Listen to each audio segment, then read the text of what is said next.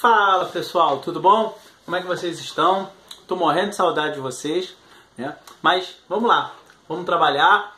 A nossa aula de hoje, a gente vai falar um pouquinho sobre os liberalismos, na verdade sobre os tipos de liberalismo, né?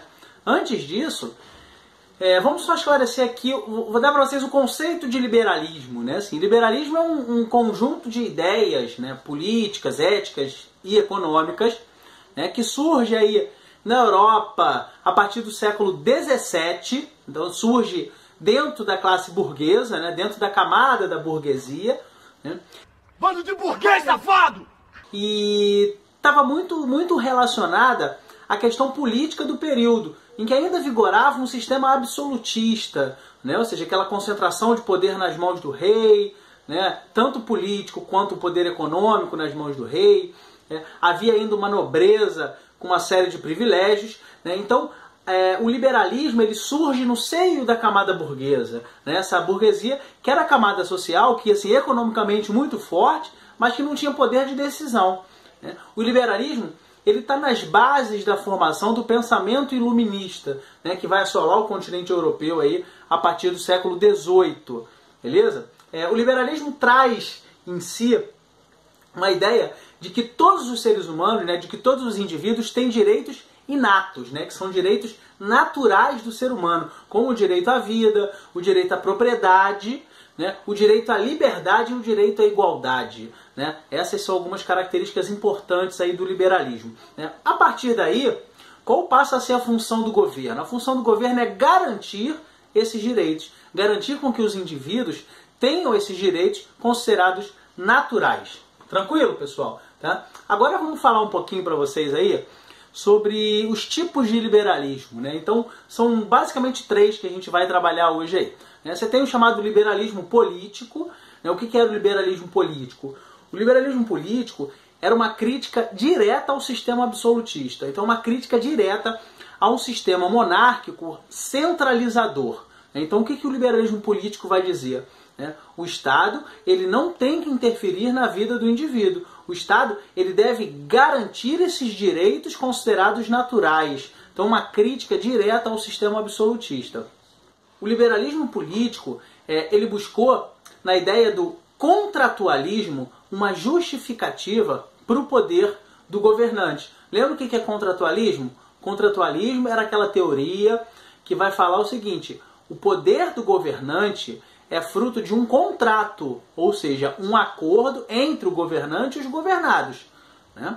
Ou seja, o governante tem determinadas funções que ele precisa cumprir, né? A partir dessa ideia, se o governante não cumpre as suas funções, né, a população, ou seja, os governados, tem o direito de retirar esse governante. Então, o contratualismo é aquela teoria que fala que o poder nada mais é do que um contrato entre as partes. Ou seja, é um acordo, né? E se uma das partes não cumpre esse acordo, a outra parte pode retirá-los.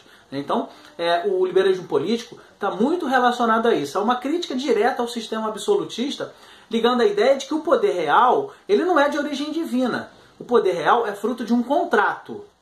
O outro tipo de liberalismo que a gente vai ver hoje é o chamado liberalismo ético, né? O que o liberalismo ético vai identificar? O liberalismo ético ele vai pressupor o prevalecimento do chamado Estado de Direito, né, que é aquele Estado que dá garantias aos seres humanos, né, de que esses direitos considerados naturais vão existir. Então, é uma crítica ao chamado arbítrio, né, é uma crítica às prisões, né, sem justificativa, né, uma crítica à tortura, a crítica às penas excessivas, né?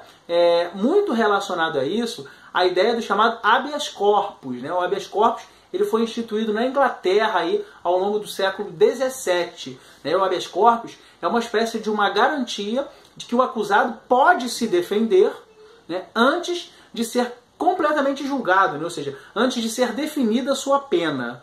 Tranquilo, pessoal?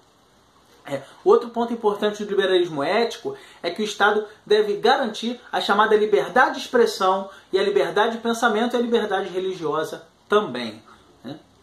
Passamos aí para o nosso terceiro tipo de liberalismo, chamado liberalismo econômico. Talvez seja um pouco mais conhecido de vocês aí, né? O liberalismo econômico tem como principal figura o escocês Adam Smith, né? Adam Smith. O liberalismo econômico ele tem como característica principal a não intervenção do Estado na economia. Era uma crítica direta a um sistema econômico anterior chamado de mercantilismo.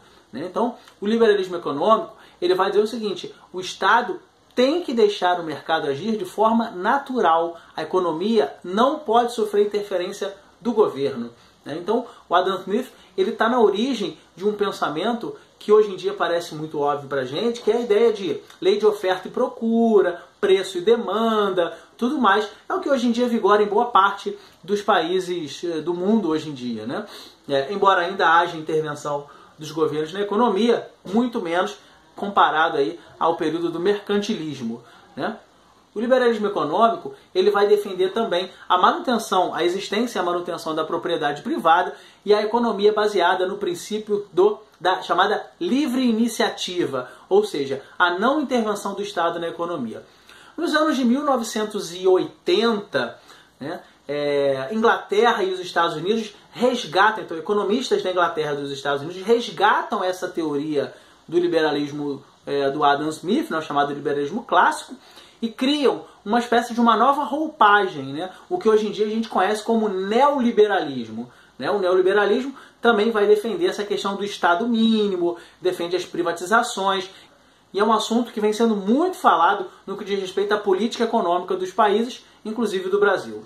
Né? Tranquilo, pessoal? Então, por hoje são essas informações aí. Espero que vocês estejam estudando, né? Estamos juntos e até a próxima.